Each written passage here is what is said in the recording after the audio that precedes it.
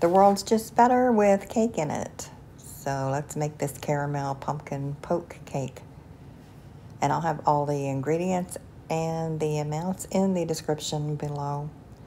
So we're gonna preheat the oven to 350 degrees, and I'm using a 9 by 13 glass baking dish. You can use whatever you have. And then in a bowl, I'm gonna combine eggs, sugar, vegetable oil, pumpkin puree. I'll mix that together just a little bit before I add in the flour and the cinnamon, the baking soda, baking powder, and the salt. After I get all of that combined really well, I will use the electric hand mixer just for a minute to get that thoroughly mixed. And then I'll spray my baking dish with a cooking spray to keep this cake from sticking. Pour the batter into the dish and put in the oven and bake that for approximately 30 minutes. It's just going to depend on your oven.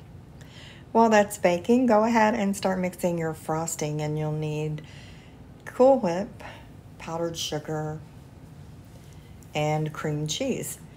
Mix that together by hand at first, because if you try to mix that with the electric hand mixer, you will end up with powdered sugar everywhere.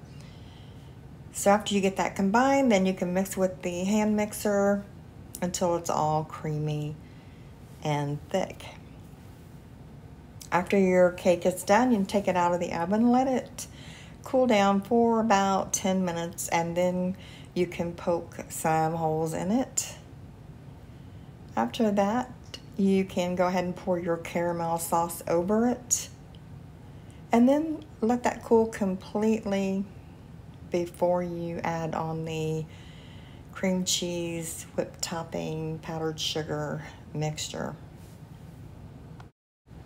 I'm using the entire jar of the caramel sauce. Yes, it's a very, very rich cake.